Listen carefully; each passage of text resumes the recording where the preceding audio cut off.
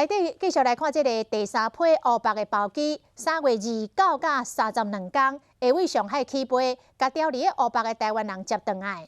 讲有民众来反映讲，票价起甲伤贵咯。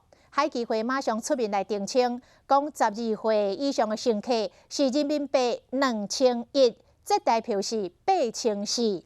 行政院长苏贞昌嘛强调讲，使用者付费会尽力，甲航空公司来协调。因为中国湖北省解放海基会宣布，指定3月29、32天各一班华航的班机为上海浦东出发，接回伫当地台湾人，因过未曾出发，出现天价机票，马上希望讲为武汉登机较方便。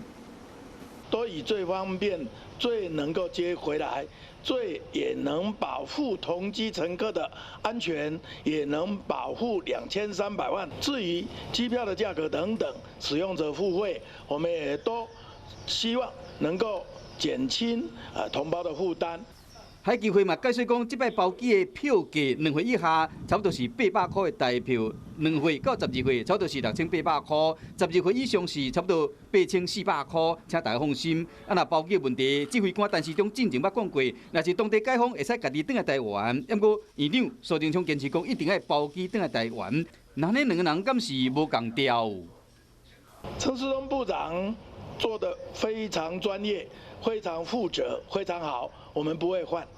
苏贞昌小听俄罗陈时中嘛讲，台湾有够赞，防疫拢共心，袂互外界有机会分化。